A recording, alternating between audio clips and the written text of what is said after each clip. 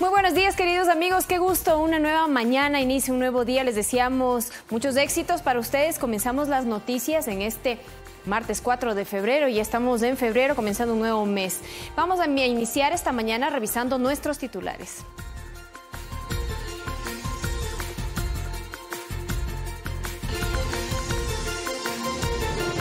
Ivonne Baqui es designada embajadora de Ecuador en Estados Unidos en reemplazo de Francisco Carrión.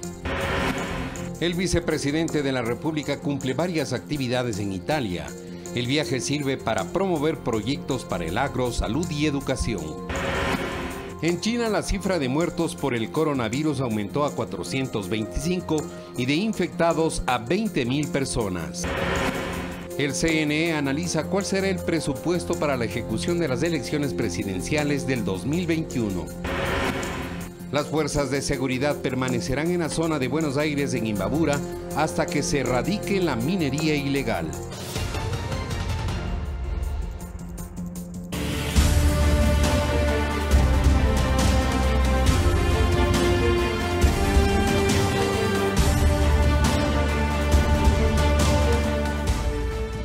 El presidente de la República, Lenín Moreno, mediante decreto ejecutivo número 991, designó a Ivonne Baqui como embajadora de Ecuador en Estados Unidos en reemplazo de Francisco Carrión.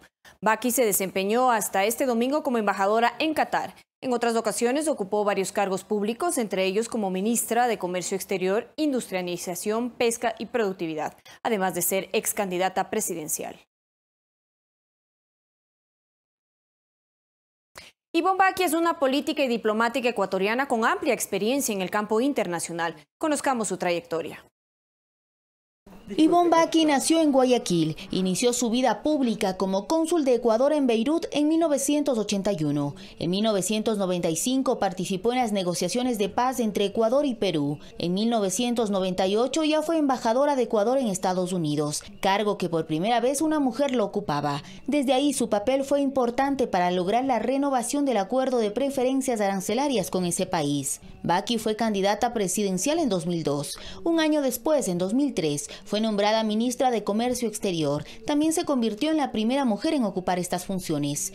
Desde su cargo gestionó personalmente la realización del certamen de belleza Miss Universo 2004 que se realizó en el país. En 2006 fue elegida parlamentaria andina, organismo del que ocupó la presidencia entre 2007 y 2009. Baqui también lideró el equipo negociador de la iniciativa Yasuní ITT. En 2017 se le nombró embajadora en Qatar y además se desempeñó como embajadora concurrente ante los gobiernos de Kuwait, Jordania, Omán, Irak y Siria. A sus 68 años es nombrada nuevamente como representante diplomática en Estados Unidos. Olga Velasco, Medios Públicos. Estados Unidos es uno de los principales socios comerciales de Ecuador. Así lo destacan varios analistas en temas internacionales consultados por los medios públicos. En los últimos años, el gobierno fortaleció las relaciones bilaterales con la potencia norteamericana. Ecuador mantiene 3 líneas de trabajo en su comercio exterior: la permanente, que se basa con los socios en la región; la estratégica, que se amplía en todo el mundo; y la tradicional, que es con Estados Unidos. Así lo explicó Pablo Garcés, docente investigador del IAEN. El mercado estadounidense es uno de los mercados con mayor capacidad de consumo y por eso lo vuelve tan atractivo para las exportaciones ecuatorianas. De ahí que en los últimos años se ha hablado de la importancia de intentar dinamizar el comercio transfronterizo mediante acuerdos de libre comercio que permitan precisamente una mejor entrada, un mejor ingreso con aranceles reducidos para los productos ecuatorianos y de esta manera hacerlos competitivos con relación a otros países. Criterio con el que coincide Esteban Santos, analista en temas internacionales, quien detalló que en los últimos 2 años la relación entre ambos países se fortaleció. En ese marco se recibió las visitas del vicepresidente de ese país norteamericano, Mike Pence, y de Mike Pompeo, secretario de Estado.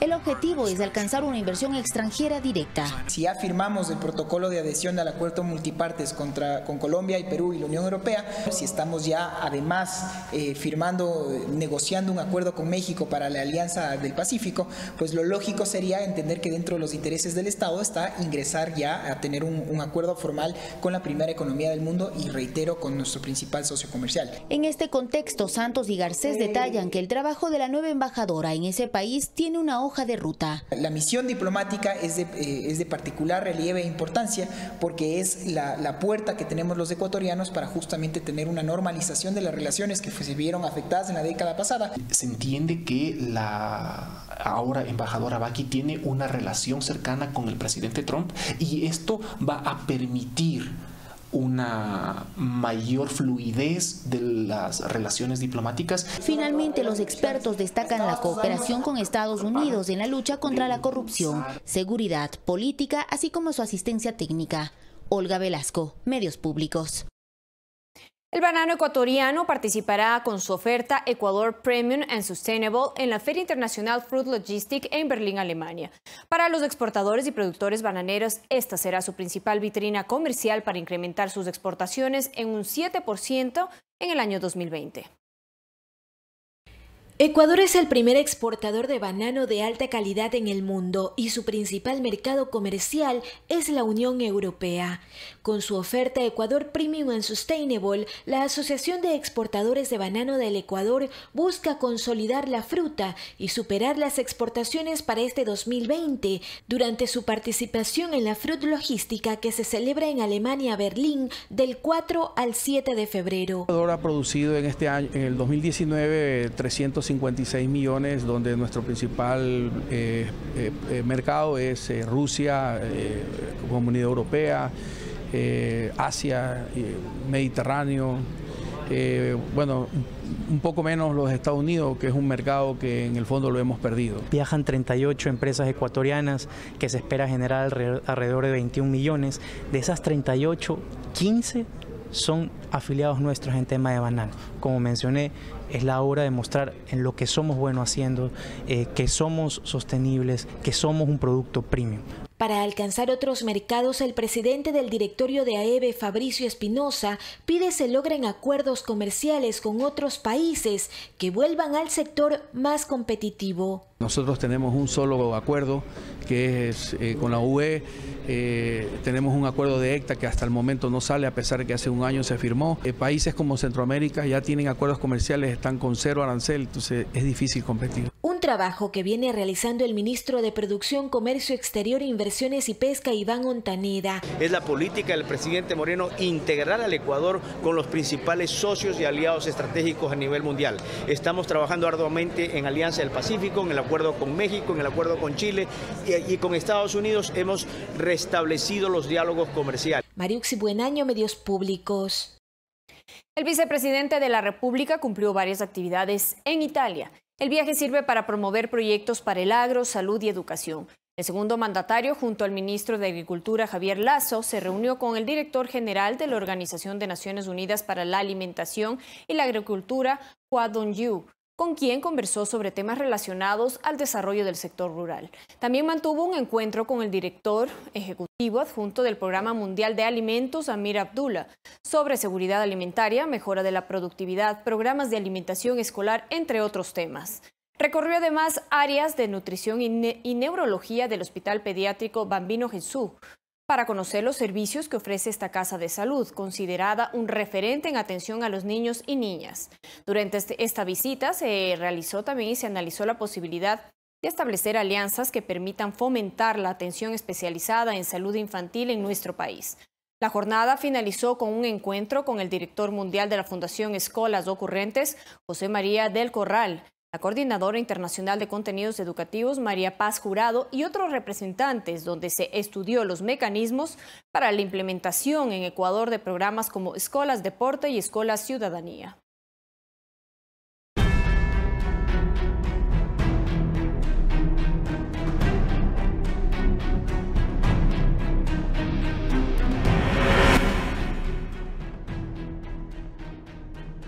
El Ministerio de Salud informó mediante un comunicado que la salud del paciente sospechoso de coronavirus no presenta cambios. Continúa el monitoreo médico, los 42 pasajeros también que vinieron en el mismo vuelo que el paciente y a las 2 personas que tuvieron contacto con él. Ninguna de estas personas presentan síntomas hasta el momento.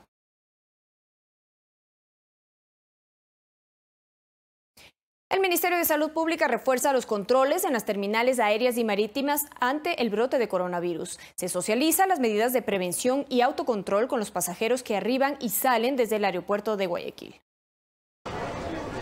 Llevar consigo mascarillas forma parte del equipaje de Ercila Armijos, pasajera que destaca que el autocontrol es parte de la corresponsabilidad ciudadana ante la amenaza del coronavirus. Todos tenemos que tener cuidado en esto, sí, usar todas las medidas lo que podamos hacer para beneficio de todos, protegernos uno y las demás personas también, claro. Asimismo, captamos a Adrián Alarcón, que viajaba a Italia sin protección alguna. Eso que a veces somos propensos a contener bastantes bacterias o bastantes virus porque no llevamos las medidas en nuestras cosas. Estas enfermedades sirven de lección para podernos cuidar. El Ministerio de Salud Pública, a través de su equipo de epidemiólogos, sensibiliza a la ciudadanía que transita por los aeropuertos y sus colaboradores, las normas de seguridad y control, socializando la correcta higiene de manos y el uso adecuado de mascarillas como medidas de protección. Entre los pasajeros que presentan síntomas gripales se realiza un debido acompañamiento. Se le hace la investigación, se le hace el interrogatorio, los exámenes y posterior a eso se le hace el seguimiento.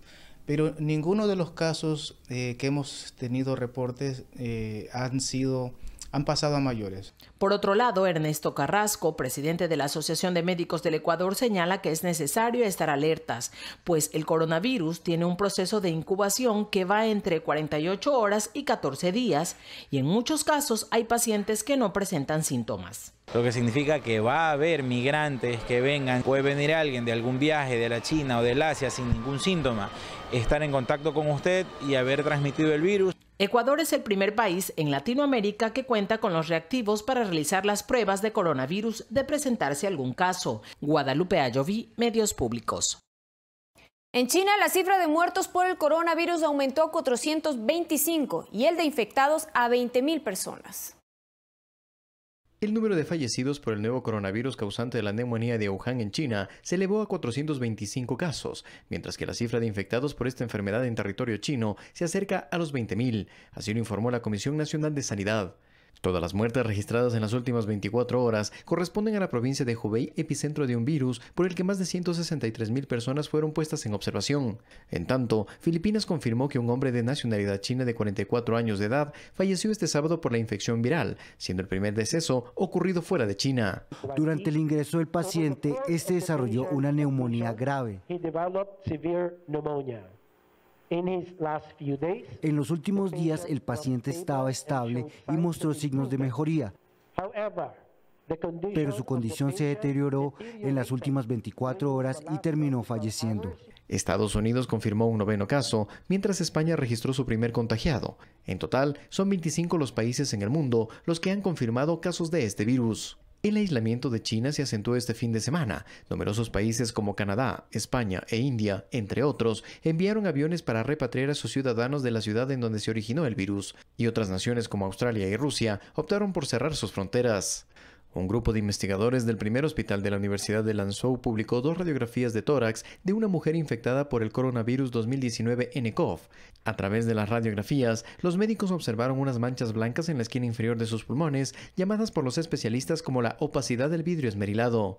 Carlos Flores, Medios Públicos. El gobierno francés descartó que los ciudadanos repatriados desde China estén infectados con el coronavirus. Y en países como Estados Unidos y Australia se prohíbe el ingreso de personas que estuvieron en el país asiático.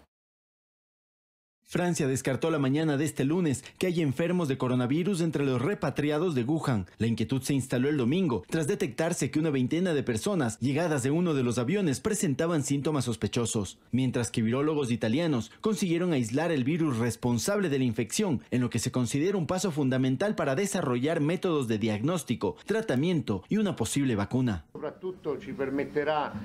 Esto nos servirá para evaluar las estrategias de tratamiento de los pacientes o futuros pacientes, como el uso de medicamentos innovadores y anticuerpos humanizados. Por su parte, Australia, Nueva Zelanda y Estados Unidos cerraron sus fronteras a todos los extranjeros que hayan estado recientemente en China, sea cual sea su nacionalidad. Una medida drástica para tratar de evitar la expansión del virus, mientras en el país asiático siguen aumentando las víctimas. Paco Urbina, Medios Públicos. 300 ciudadanos chinos permanecen atrapados en aeropuertos de Filipinas, en donde no se les permite la entrada al país después de que el gobierno prohibió los viajes procedentes de China para prevenir la propagación del coronavirus. En este país se implementó esta medida después de confirmar la muerte de la primera persona por este virus. Una disposición similar se realizó en otros países de la región, como Singapur, en donde existen 20 casos de contagio, y en Vietnam 8 personas infectadas.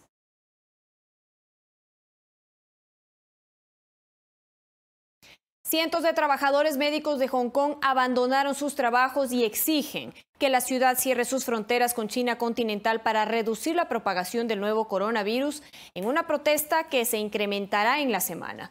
El centro financiero tiene ya 15 casos confirmados de la enfermedad. Muchos de ellos son personas provenientes de China, en donde comenzó la epidemia que ya provocó la muerte de más de 400 personas. Los huelguistas son personal no esencial, pero el sindicato adelantó que los trabajadores de primera línea, incluidos médicos y enfermeras, se retirarán este martes si no se cumplen sus demandas.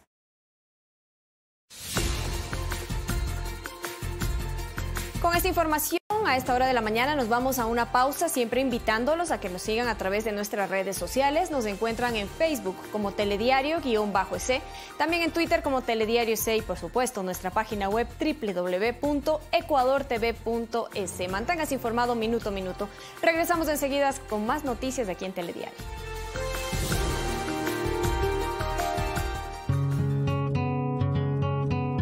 Ayúdanos a encontrar a Milke Liet León Romero, a Marta Lucía Romero Medrano, a Dani Yaret León Romero. Desaparecieron el 31 de enero de 2020 en Bahía de Caracas, Manabí. Cualquier información usted se puede comunicar al 1-833-54-86.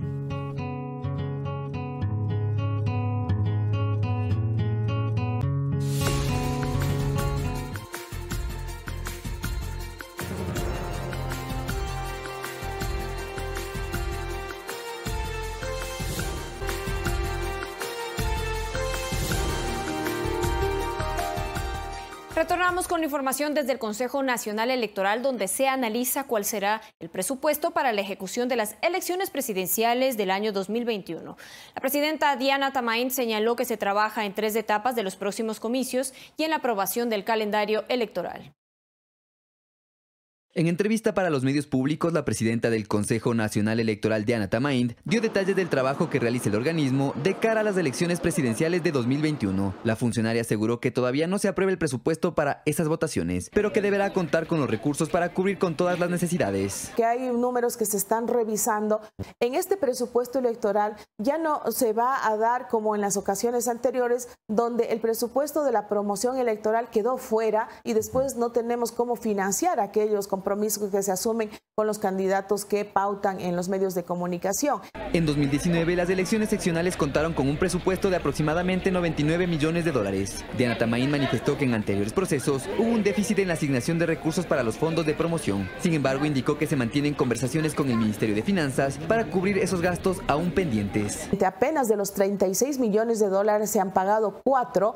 Según la titular del organismo, las elecciones de 2021 deberán contar con reglas claras y con un sistema informático renovado. Además, afirmó que se trabaja en las 3 etapas del proceso y en el cronograma de trabajo. Aseveró que otra de las labores será empatar los tiempos con el Tribunal Contencioso Electoral. Con la inscripción de candidaturas arrancará ya el periodo electoral propiamente dicho y el preelectoral, que en los próximos días ya nos declararemos en periodo electoral para poder trabajar en estas 3 etapas. Sobre el juicio político en su contra que no prosperó en la Comisión de Fiscalización de la Asamblea Nacional, Diana Tamain aseguró que deslegitimó las pruebas presentadas en su contra y que esperará a conocer la denuncia que presentarán en Fiscalía los legisladores de Creo. Inicialmente demostré que fue un juicio, que fue una mala copia.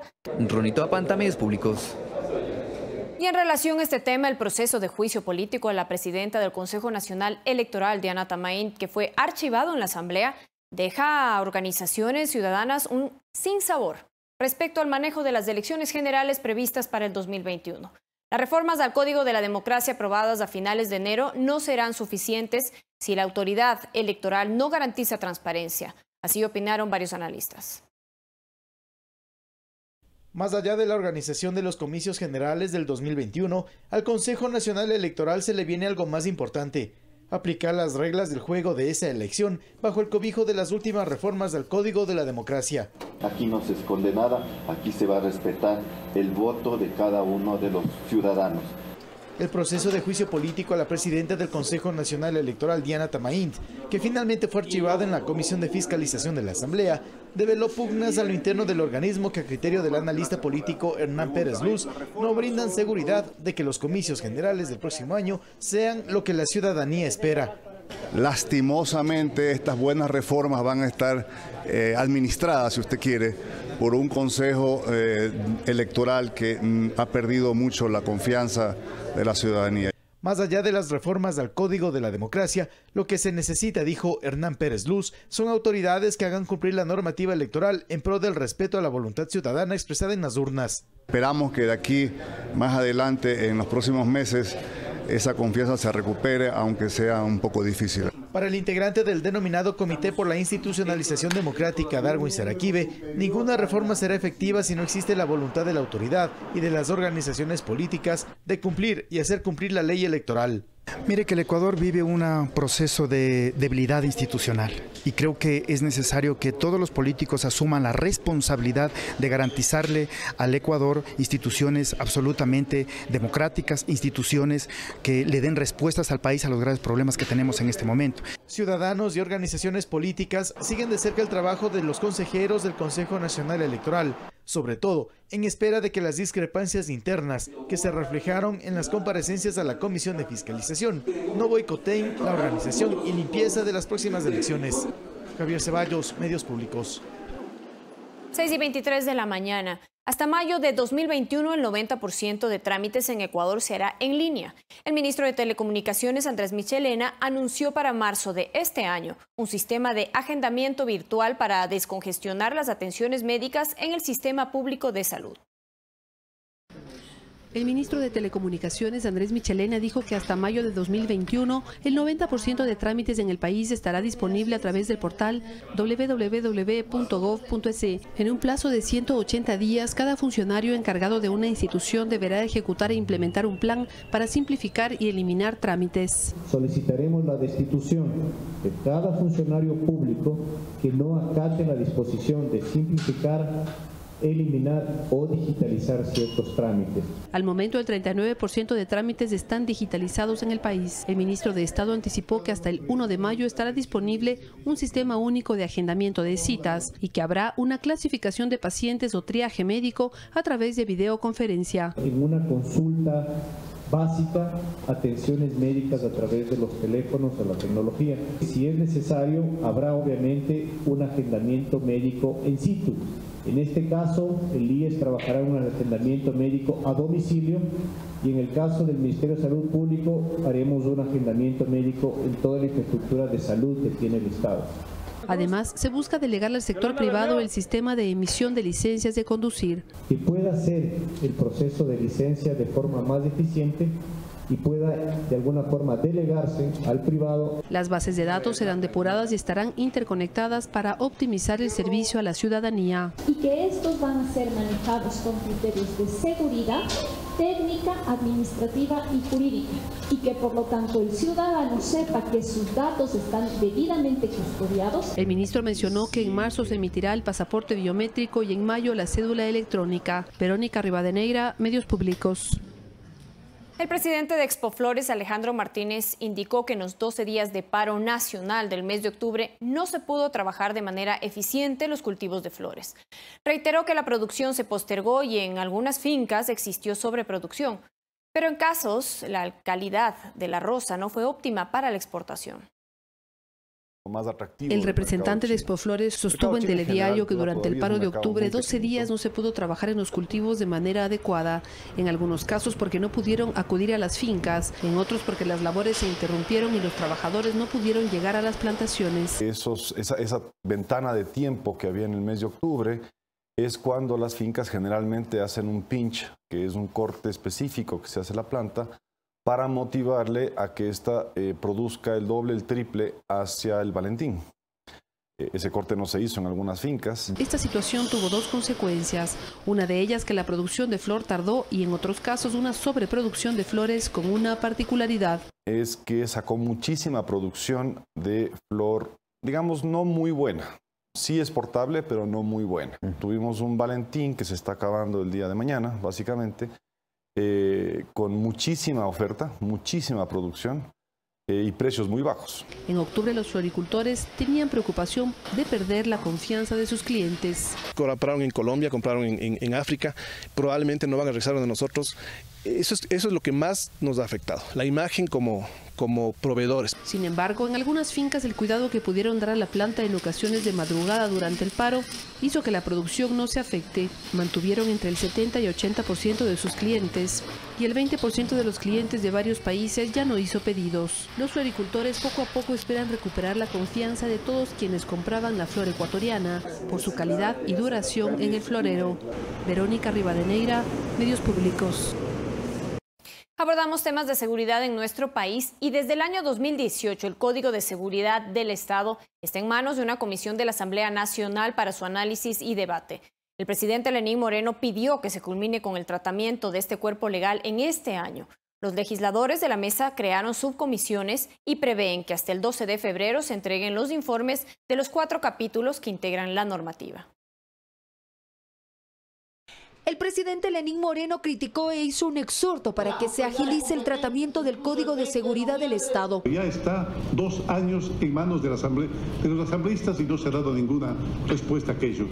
Moreno explicó que la normativa se compone de 4 capítulos: defensa, inteligencia estratégica, seguridad pública y ciudadana y gestión de riesgos. Pues viabiliza y facilita las acciones ante un desastre natural que nunca sabemos cuándo puede ocurrir. Incluye la coordinación interinstitucional y las competencias y acciones municipales. También la administración de la cooperación internacional. El titular de la Comisión de Soberanía y Relaciones Internacionales del Legislativo, Fernando Flores, tiene respuestas a los retrasos. Señala que está en el cargo desde mayo de 2019 y que hubo demora para conformar la mesa. Se unieron los hechos de octubre y las festividades de diciembre. Nosotros no podemos, por salir a decir que ya está aprobado algo, hacerlo al apuro. Yo creo que los ecuatorianos se merecen leyes de calidad. Mientras que el vicepresidente René Yandún asegura que otra de las causas del aplazamiento fueron las numerosas propuestas de código. Las propuestas que hicimos los asambleístas, el Código de Seguridad Integral que ya fue debatido en primera instancia y este código que nos está presentando el Ejecutivo. Pero recalca la importancia del tratamiento. Dice que se crearon 4 subcomisiones de 3 legisladores cada una para que analicen los capítulos. Y aquí estamos ya incluyendo lo que se denomina los temas de la guerra de la cuarta generación y de la guerra de la quinta generación. Conocemos todos los ecuatorianos que pasamos en octubre pasado que es el terrorismo, que es el narcotráfico y que es el crimen organizado.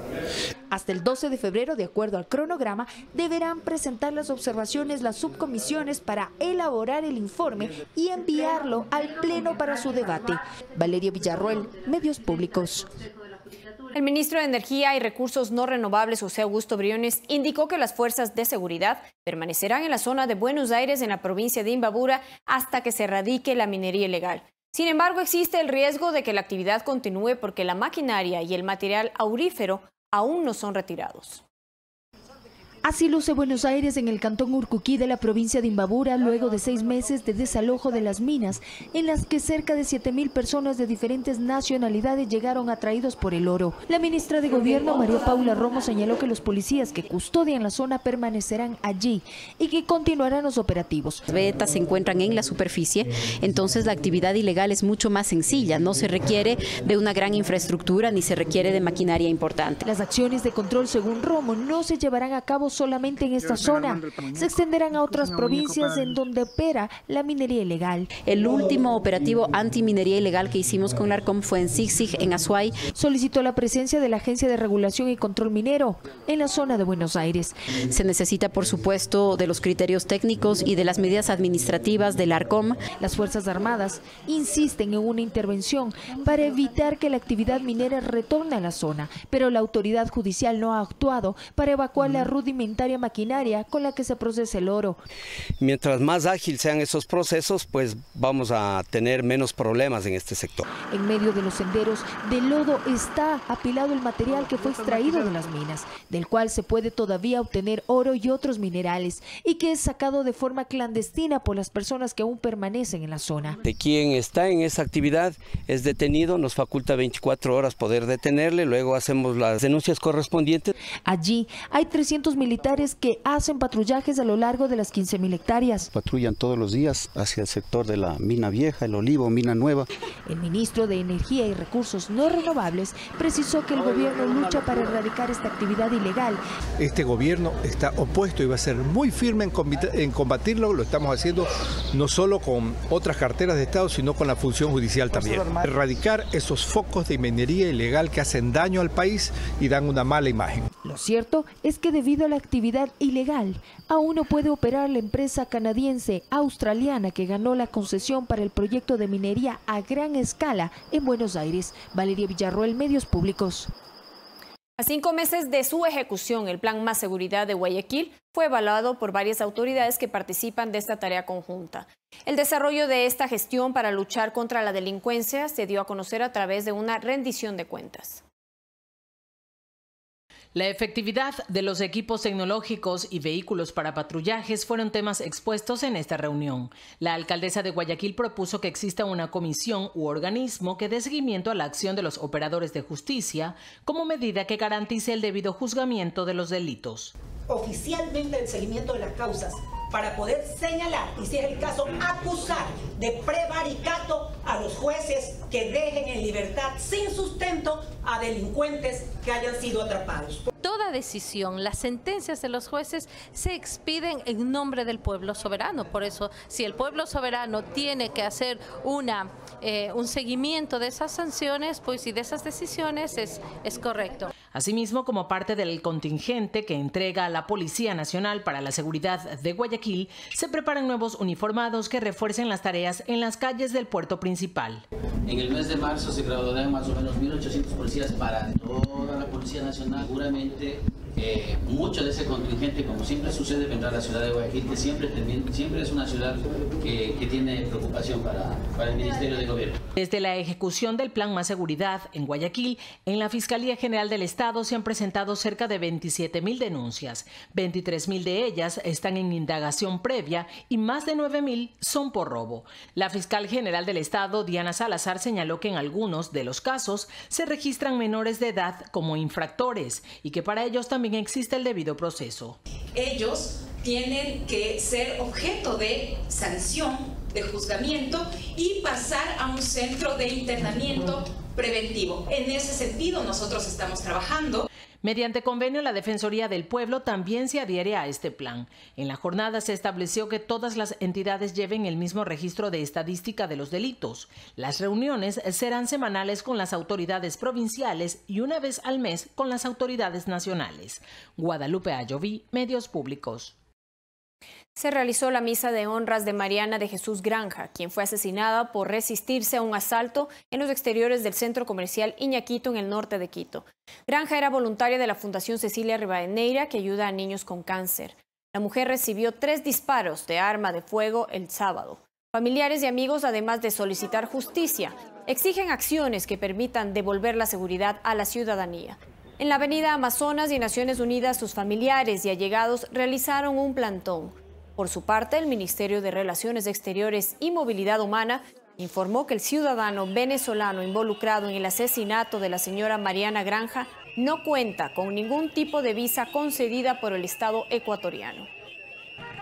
Este plantón que hacemos es con el fin de alertar a la ciudadanía, alertar a las fuerzas jurídicas de este país para que esas leyes sean revertidas, sean bien ejecutadas, porque hoy fue con nosotros, mañana no sabemos con quién podrá ser. La verdad es que estamos tan indignadas con la muerte de nuestra prima, en que fue asesinada con 5 balazos. ¿Por qué? Por robarle una cartera o un celular. No es justo. Y con este caso que pasó, no se puede salir. Que un muchacho venga y al mansalva le eche 5 tiros. No es justo. Una muerte hacia una madre de familia, luchadora, colaboradora con los niños del cáncer.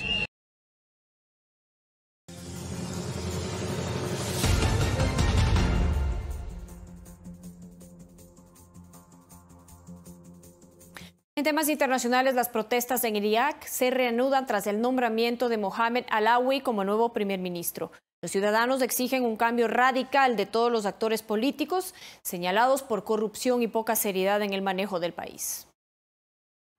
El nuevo primer ministro de Irak, Mohamed Alawi, enfrenta las primeras protestas en su contra tras su reciente nombramiento oficializado este 1 de febrero. En las calles de Bagdad y otras ciudades del sur del país, los manifestantes muestran su rechazo por considerar que Alawi no es independiente y que forma parte de la clase política que destruyó el país. Mohamed Alawi es rechazado por la gente debido a su experiencia política anterior y su legado, y porque partidos políticos actuales lo apoyaron. Sin embargo, el nuevo primer ministro promete mejorar la economía y luchar contra la corrupción, además de compensar a las familias de los manifestantes muertos y fijar una nueva fecha electoral.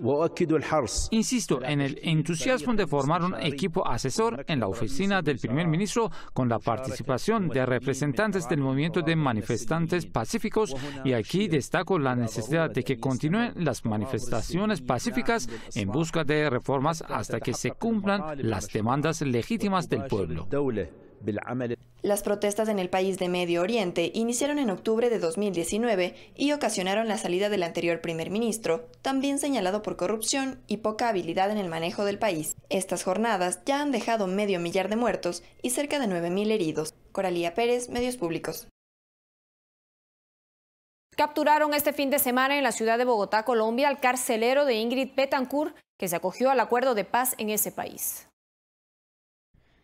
Martín Sombra, el ex guerrillero de las FARC, que custodió a la entonces candidata presidencial Ingrid Betancourt cuando estuvo privada de la libertad, fue capturado este sábado en Colombia por el presunto delito de secuestro. La Fiscalía todavía no se ha pronunciado al respecto. Identificamos a este señor Eli Mendoza, reconocido en la FARC como alias Martín Sombra, quien participa como negociador. El también llamado carcelero de las FARC fue detenido por un hecho sucedido en el 2017 en el departamento de Caquetá, en el sur, en donde resultó secuestrado un ganadero. Sombra fue el encargado de mantener en cautiverio a Betancourt, secuestrada por la exguerrilla comunista en febrero de 2002 y liberada en julio de 2008 en una operación militar junto con 3 estadounidenses y 11 militares colombianos. Betancourt, de nacionalidad francesa y colombiana, se radicó desde su liberación en el exterior. El ex rebelde se había acogido a la Jurisdicción Especial para la Paz, el tribunal surgido del pacto suscrito en 2016 con el gobierno de Juan Manuel Santos, que puso fin a un enfrentamiento interno de más de 5 décadas. La Jurisdicción Especial para la Paz prevé otorgar penas alternativas a la cárcel a quienes confiesen sus crímenes, reparen a las víctimas y se comprometan a nunca más ejercer la violencia, sean guerrilleros o militares. Quienes no cumplan con estos compromisos responderán bajo jurisdicción de la justicia ordinaria. Miles de rehenes, incluidos militares, policías y dirigentes como Betancourt, estuvieron encadenados hasta 10 años en lo más profundo de la selva antes de ser rescatados o liberados. Carla Arzentales, Medios Públicos.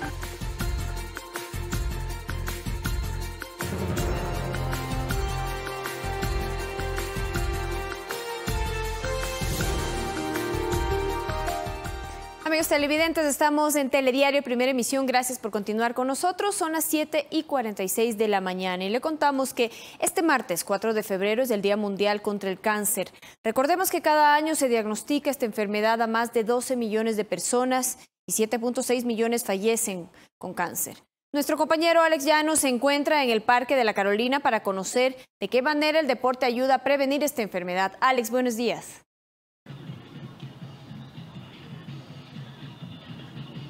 Hola, ¿qué tal, Carla? Muy buenos días. Pues sí, levantamos esta señal informativa desde el Parque de la Carolina. Hoy, 4 de febrero de 2020, donde también se conmemora el Día contra el Cáncer, una enfermedad que sin duda cada año se le diagnostica a más de 12 millones de personas y 7.6 millones fallecen por esta enfermedad.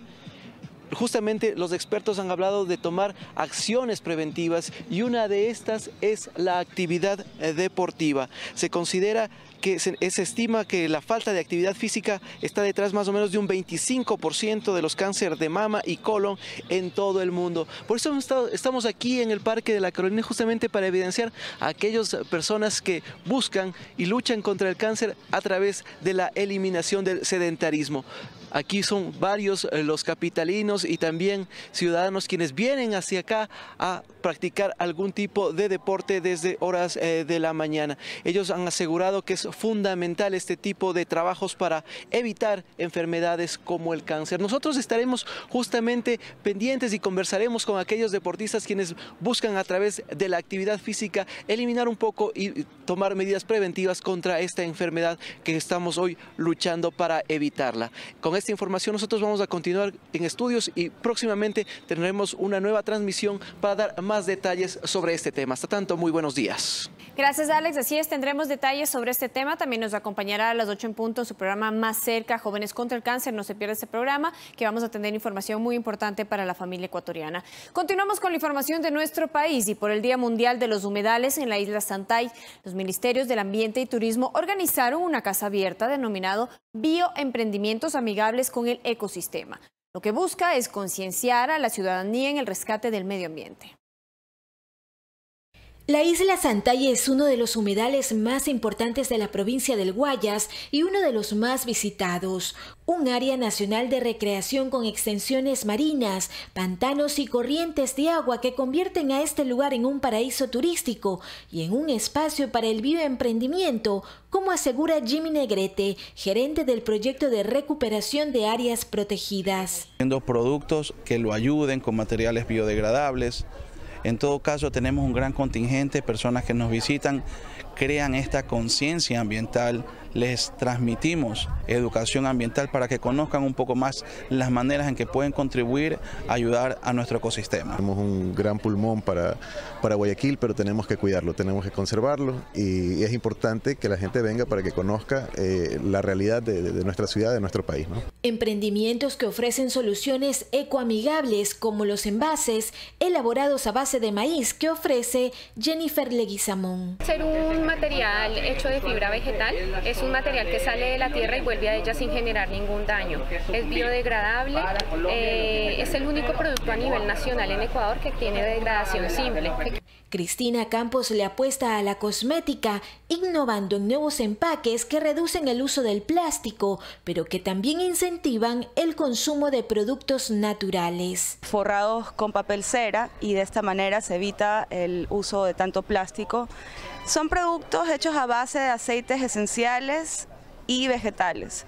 En 1990, Ecuador se adhirió a la Convención de Ramsar, por lo que el Estado impulsa políticas públicas para la conservación y uso racional de los humedales. Mariuxi Buenaño, Medios Públicos.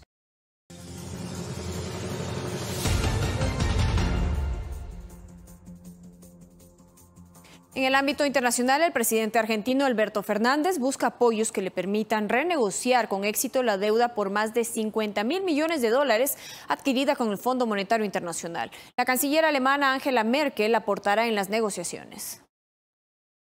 El presidente argentino Alberto Fernández se reunió con la canciller alemana Angela Merkel para lograr apoyos que le permitan afrontar la grave crisis económica que atraviesa el país. El respaldo de Merkel podría ser clave en las negociaciones que Argentina desarrollará con el Fondo Monetario Internacional, pues Alemania es uno de los países con más peso dentro del organismo. Un aspecto positivo para el gobierno de Fernández, ya que la canciller alemana apunta a buscar soluciones. Sabemos que Argentina no está en una situación económica fácil. Esto hace que sea aún más importante que podamos hablar de nuestras relaciones económicas bilaterales y considerar cómo podemos ser de apoyo y ayuda desde el lado alemán o desde el europeo. Por supuesto, también acogemos con satisfacción las conversaciones con el FMI. A la par, Alberto Fernández impulsa el acuerdo Unión Europea-Mercosur, que fortalecerá y beneficiará las relaciones comerciales entre los países de ambos sectores. Y ese es un camino que tenemos que seguir fortaleciendo y viendo de qué modo podemos materializar.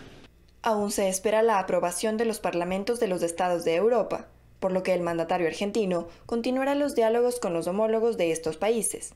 La semana pasada se reunió con el primer ministro italiano, Giuseppe Conte, mientras que este martes lo hará en Madrid con el presidente del gobierno español, Pedro Sánchez, y el miércoles en París con Emmanuel Macron. Coralía Pérez, Medios Públicos.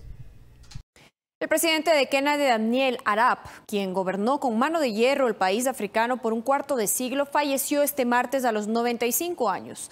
Su gobierno fue altamente criticado, ya que en 1978 asumió el poder sin pasar por un proceso electoral y 4 años más tarde, tras un golpe de Estado, prohibió todos los partidos políticos y eliminó de raíz la oposición, encarcelando a muchos de sus miembros en un periodo considerado dictatorial. Tras su fallecimiento, el actual presidente de Kenia, Uhuru Kenyatta, le rindió un homenaje y ordenó un periodo de luto hasta que se celebre el funeral.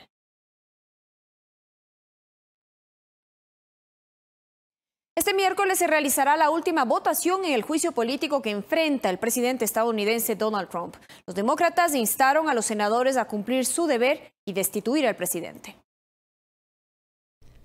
Los fiscales demócratas del juicio político de Donald Trump instaron a los senadores estadounidenses a cumplir su deber y destituir al presidente republicano. Hoy los instamos ante la abrumadora evidencia de la culpabilidad del presidente y sabiendo que si se le deja en el cargo, continuará buscando interferencia extranjera en las próximas elecciones. Los llamo a condenar por ambos artículos de juicio político y a destituir a Donald J. Trump, el presidente número 45 de los Estados Unidos. Este sería uno de los últimos intentos para ganar el apoyo de los senadores republicanos y lograr la salida de Trump de cara a las elecciones presidenciales de noviembre de 2020, suceso al que apunta la defensa del mandatario. El único resultado apropiado aquí es absolver al presidente y dejar que los votantes elijan a su presidente. La Constitución estadounidense exige una mayoría de 2/3 en el Senado, es decir, de 67 de los 100 escaños, para destituir a un presidente. Y actualmente, Trump cuenta con el apoyo infalible de 53 senadores republicanos.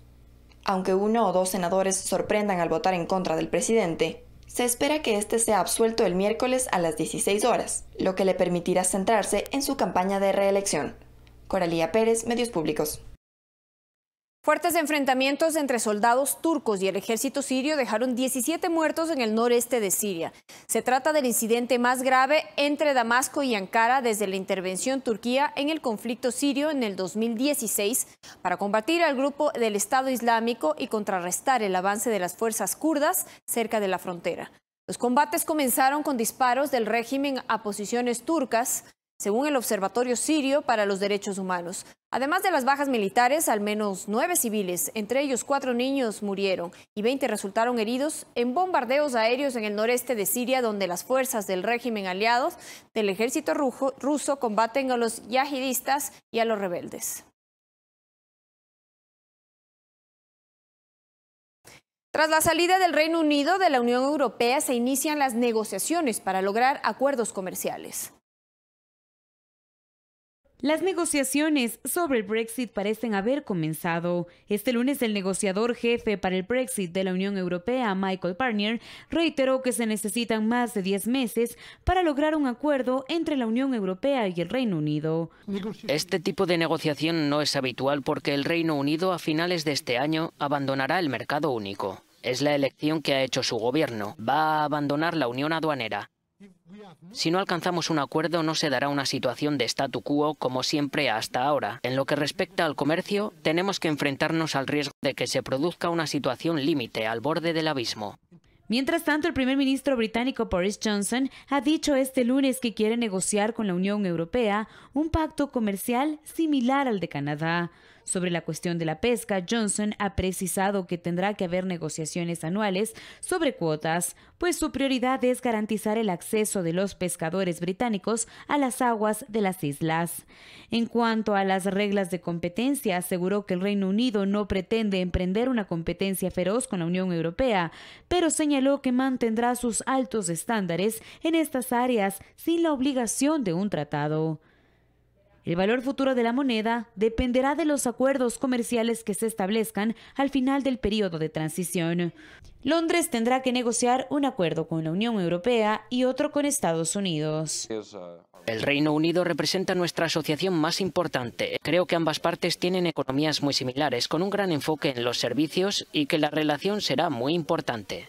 Aunque negociar 2 acuerdos comerciales podría ser posible, conseguirlos en menos de un año parece imposible. Si el Reino Unido no pide una prórroga para el 1 de julio y no hay acuerdo para finales del 2020, toda transacción será en los términos de la Organización Mundial del Comercio. Carla Arsentales, Medios Públicos. Retornamos a las noticias de nuestro país y ponga mucha atención a esta información. Si usted no ha pagado sus multas de tránsito, la Agencia de Tránsito Municipal ATM en Guayaquil solicitará congelar las cuentas bancarias de los usuarios que estén en mora. Son 180.000 procesos de coactiva que se han iniciado en contra de los usuarios que no han pagado sus obligaciones pendientes desde 2015 por multas impuestas por la Agencia Municipal de Tránsito ATM. Mediante una medida cautelar se dispuso la retención de las cuentas bancarias de los deudores. Así lo confirmó Edgar Lupera, director de Gestión de Infracciones y Servicios de Tránsito de la ATM. A través del sistema de la Intendencia de Banco se ha cargado la información respectiva y una vez que el ciudadano procede al pago de la multa, de manera automática se hace el levantamiento. Y estamos actualmente enviando mensajes a los usuarios de que se ha procedido al levantamiento de la medida cautelar. Si usted ha recibido una notificación, debe tomar en cuenta. El ciudadano tiene 3 días para presentar su reclamo si es que no está de acuerdo con la citación. Tiene 10 días para efectuar el pago voluntario a través de un convenio con tarjeta de crédito, pago electrónico, botón de pago e inclusive en llamadas, en el congelamiento de cuentas no han pasado esos valores al ATM ni la gente está efectuando doble pago. Medidas que generan diversas reacciones. Hoy el Código Integral Penal dice de que en 5 años se caducan las multas de tránsito. Debe haber otra manera de cobrar, las multas son demasiado altas tampoco que no da para este país. Darle facilidad para que pueda pagar, o sea, poco a poco, porque a veces no hay el dinero. Me gustaría que hagan un convenio de pago para que puedan salir de eso, la luz. Gracias, hermano. Gracias. Mariuxi Buenaño, Medios Públicos. Gracias por mantenerse informado a través de Telediario. Le invitamos a seguir con la señal de Ecuador TV. Más adelante viene el programa Más Cerca. Que tengan un buen día.